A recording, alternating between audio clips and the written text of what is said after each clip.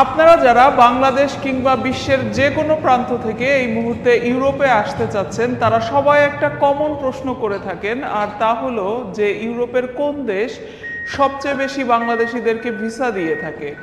তো আপনাদের জন্যই আজকের এই পর্বটি। আপনারা অনেকেই জানেন না যে ইউরোপে এমন একটি দেশ আছে যে দেশের ভিসা রেশিও এত এত এত বেশি যে তারা অন্তত 100 জন অ্যাপ্লিকেন্টের মধ্যে 98 জনকেই ভিসা দিয়ে থাকে, এবং সেটি বাংলাদেশের দের ক্ষেত্রেও কিন্তু প্রযোজ্য।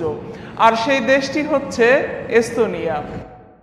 তো সবাইকে স্বাগত জানাচ্ছি নতুন এই পর্বে। আমি লাকমিনা জাসমিন সোমা। এস্তোনিয়ায় আপনি কিভাবে এই মুহূর্তে আসতে পারেন একেবারে রিস্ক ফ্রি, ভিসার রিজেক্ট হওয়ার সম্ভাবনা খুবই কম, এবং আপনার আসার জন্য কি কি যোগ্যতা লাগবে, কি কি ডকুমেন্টস লাগবে, স্টেপ বাই স্টেপ আপনি কিভাবে প্রসেস করবেন। যদি নিজে প্রসেস করেন তাহলে সেক্ষেত্রে কীরকম খরচ হতে পারে, বা আপনি যদি এজেন্সির মাধ্যমে প্রসেস করেন সেক্ষেত্রে কত টাকা খরচ হতে পারে, তার বিস্তারিত আমি আজকে এই পর্বে তুলে ধরব। তো এস্তোনিয়া নিয়ে আমি একটু সংক্ষেপে বলে রাখি। এখন প্রচুর পরিমাণে বাংলাদেশিদের কিন্তু ইউরোপের এই ছোট্ট দেশটিতে ভিসা হচ্ছে, অর্থাৎ ইউরোপে ঢোকার জন্য কিন্তু খুব সহজ একটা অপশন তৈরি হয়েছে। আমি অনেকের সঙ্গে কথা বলেছি এবং তারা সবাই কিন্তু ভিসা পেয়েছেন। তো এস্তোনিয়া নিয়ে যদি আমি ছোট্ট করে বলি, তাহলে এটি আসলে বাল্টিক সাগরের পাড়ে অবস্থিত ইউরোপের ছোট্ট একটি দেশ, যে দেশের আয়তন অনেকটা বাংলাদেশের মতোই, বাংলাদেশের থেকেও বেশ কম। বাংলাদেশের 56,000 বর্গ মাইল, আর এই দেশটার আয়তন হচ্ছে 45,000 বর্গ মাইল। আর বাংলাদেশে যেখানে 17 কোটি মানুষের বসবাস, সেইখানে এই দেশটিতে কিন্তু বসবাস করেন মাত্র 13 থেকে 14 লাখ মানুষ। তো এই দেশে আপনি যদি ভিসা পান তাহলে ইউরোপের অন্য 27টি দেশের মধ্যে কিন্তু আপনি ফ্রি চলাচল করতে পারবেন একদম বৈধভাবে। তো এস্তোনিয়াতে আসার ক্ষেত্রে আপনি নিজে নিজে অ্যাপ্লাই করেও আসতে পারেন, অথবা কোনো এজেন্সির মাধ্যম দিয়েও আসতে পারেন। সেক্ষেত্রে আপনি নিজে আসলে কীরকম খরচ হবে, আর এজেন্সির মাধ্যমে আসলে সেটি কিভাবে, কত টাকা খরচ হতে পারে, সেটি আমি বিস্তারিত বলবো। যে আপনি যদি নিজে নিজে অ্যাপ্লাই করে আসতে চান তাহলে আমি বলবো যে আপনি ওয়ার্ক পারমিট নিয়ে আসবেন, অথবা স্টুডেন্ট হিসেবে যারা আসতে চান তারাও আসতে পারেন।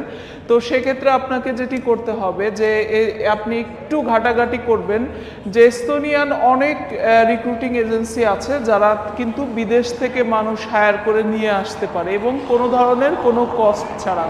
তো আপনি একটি কভার লেটার এবং সিভি প্রস্তুত করে যদি এই এজেন্সিগুলোর সাথে আপনি যোগাযোগ করতে পারেন, তাহলে সেক্ষেত্রে আপনার কিন্তু কোনো ধরনের খরচ ছাড়া তারাই আপনাকে যাবতীয় সব ডকুমেন্টস প্রোভাইড করে নিয়ে আসতে পারবে। আর দ্বিতীয়ত, আপনি যদি এজেন্সির মাধ্যম দিয়ে আসতে চান তাহলে আমি বলবো যে বাংলাদেশে এখনো পর্যন্ত কিন্তু ওইরকম রিনাউন্ড এবং বিশ্বাসযোগ্য এজেন্সি আমি দেখিনি যে যারা সরাসরি এস্তোনিয়া নিয়ে কাজ করে।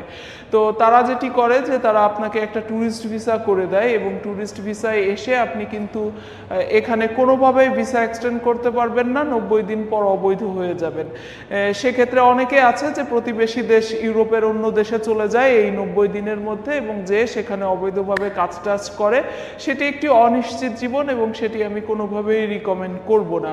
তো আর যারা স্টুডেন্ট হিসেবে আসতে চান, আমি বলবো যে তাদের ক্ষেত্রে কিন্তু ভালো সুবিধা, এখানে ভালো ভালো ইউনিভার্সিটি রয়েছে। আর টাকার ক্ষেত্রে যেটি মূল বিষয়ে আসি, সেটি হচ্ছে আপনার কত টাকা লাগবে। আপনি যদি ব্যক্তিগতভাবে আসেন তাহলে আপনার কোনোভাবেই কিন্তু 1-2 লাখ টাকা ধরেন, এর বেশি খরচ হওয়ার কোনো সম্ভাবনা নাই। আর যদি আপনি এজেন্সির মাধ্যমে দিয়ে আসেন সেক্ষেত্রেও আমি বলে রাখি, আমি এক্স্যাক্টলি ফিগারটা বলবো না, তবে আমি বলবো যে ইউরোপের অন্য অন্য দেশে যেরকম ইউরোপ মানেই 12-14 লাখ টাকার নিচে আসলে কথাই বলা যায় না। তবে এস্তোনিয়া একটি নতুন দেশ হিসাবে দালাল যারা কাজ করছে বা এজেন্সি ছোটোখাটো যারা কাজ করছে তারাও কিন্তু এত টাকা এই মুহূর্তে নিবে না, কারণ এই দেশটি নিয়ে এখনো পর্যন্ত অনেকে অনেক কিছু জানেন না। সুতরাং আপনি নেগোসিয়েশন করার সময় কিন্তু এই বিষয়টি মাথায় রেখে এত টাকা ডিল করবেন না এই দেশটির ক্ষেত্রে, এই নতুন দেশ হিসাবে।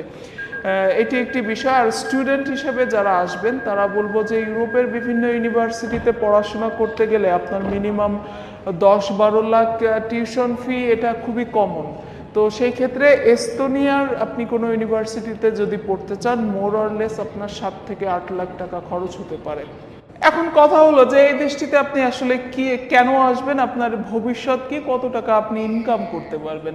তো আমি বলবো যে এই দেশটির সবচেয়ে বড় যে আসলে একটি ক্যারেক্টারিস্টিক্স বৈশিষ্ট্য আছে, সেটি হচ্ছে যে এই দেশটি এখনো পর্যন্ত অনেক বাংলাদেশি এখানে বসবাস করে না, ইমিগ্রেন্ট বসবাস করে না। তবে দেশটিতে যেহেতু আপনার জন্মহার কম এবং সেখানে লোক সংখ্যা কম, সে কারণে কিন্তু তাদের প্রচুর পরিমাণে কর্মী দরকার, সেই জায়গাটা বাংলাদেশিরা নিতে পারে। এখন মোর অরলেস 500 মতো বাংলাদেশি সেখানে বসবাস করে, এই দেশটিতে বসবাস করে। আর আপনি যদি এই দেশটিতে আসেন, আপনার কাজের সবচেয়ে বড় একটি সেক্টর কিন্তু আইটি সেক্টর। কারণ ইউরোপের অনেক বড় বড় দেশের সাথে, ধরেন জার্মানি, সুইডেন বলেন, নরওয়ে, নেদারল্যান্ড, এরকম দেশগুলোর সাথে কিন্তু এই দেশটা কম্পিট করছে, প্রতিযোগিতা করছে আপনার এই আইটি সেক্টর। এই দেশটা সম্পূর্ণ ডিজিটালাইজড। তো সুতরাং আপনারা যারা এই সেক্টরে আপনাদের অভিজ্ঞতা আছে, তারা এসে ইজিলি এখানে একটি জব পেতে পারেন। আর এখানকার জব মার্কেটের কম্পিটিশন কম। লাইক পর্তুগালে একটা জব পেতে যেরকম আপনার মানে কি বলবো, একেবারে আপনার মাথার ঘাম পায়ে ফেলতে হয় এরকম শীতের মধ্যেও, সেরকম প্রতিযোগিতা এই দেশটিতে নেই। এটি একটি সুবিধা, এই দেশটিতে আপনি এসে ইজিলি একটি জব পেতে পারেন। আইটি সেক্টর ছাড়াও আপনি রেস্টুরেন্ট সেক্টরে, ইউরোপের অন্য অন্য দেশের মতো রেস্টুরেন্ট সেক্টরে কাজ করতে পারেন, ট্যুরিজম সেক্টরে কাজ করতে পারেন, এগ্রিকালচারে কাজ করতে পারেন, বিভিন্ন ইন্ডাস্ট্রি, প্রোডাকশন হাউসে আপনি কাজ করতে পারেন। এই জায়গাগুলোতে কিন্তু আপনি ইজিলি কাজ করতে পারেন। আপনি যদি কোনো ধরনের কোনো দক্ষতা, যোগ্যতা না থাকে, তাহলে আপনি স্টার্টিংয়ে ইউরোপের অন্যান্য ডেভেলপিং কান্ট্রিগুলোর মতোই কিন্তু আপনি স্টার্টিংয়ে 850-900 ইউরো মতো ইনকাম করতে পারবেন, যেটি বাংলাদেশি টাকায় 1 লাখ টাকার উপরে। আর যদি আপনি কাজ শিখে বাংলাদেশ থেকে আসেন, স্কিলড হন, তাহলে কিন্তু আপনি ইজিলি 1100-1200 ইউরো ইজিলি ইনকাম করতে পারবেন, যেটি বাংলাদেশি টাকায় কিন্তু 1.5 থেকে 2 লাখ টাকা পর্যন্ত। আর দ্বিতীয় যে কথা আপনারা সবাই চিন্তা করেন, সেটি হচ্ছে এই দেশটিতে ভবিষ্যতে আপনি সেটেল হওয়া। সেক্ষেত্রে আমি বলবো যে আপনি কিন্তু মাত্র 5 বছর পরেই, 5 বছর দেশটিতে আপনি বৈধভাবে থাকলেই কিন্তু পিআর পেয়ে যাবেন।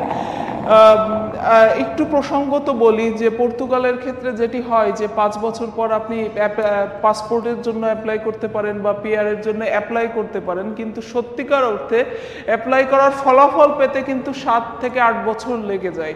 সেই জায়গায় এই দেশটিতে এই ধরনের আপনার হিউজ অভিবাসী না থাকার কারণে কিন্তু আপনি খুব ইজিলি 5 বছর পরে কিন্তু আপনি পিআর পেয়ে যাবেন। এই ক্ষেত্রে আপনার আর কোনো লেংদি প্রসেস হবে না, এবং যদি পেয়ে যান তারপর আপনি ইউরোপের যে কোনো দেশে যেয়ে সেটেল হতে পারবেন। চাইলে ওই দেশটিতেও সারা জীবন থেকে যেতে পারবেন, ফ্যামিলি নিয়ে আসতে পারবেন। যাবতীয় ইউরোপের অন্য দেশের যাবতীয় সব সুযোগ সুবিধাও কিন্তু আপনি ওইখানে সেম ভাবে পাবেন।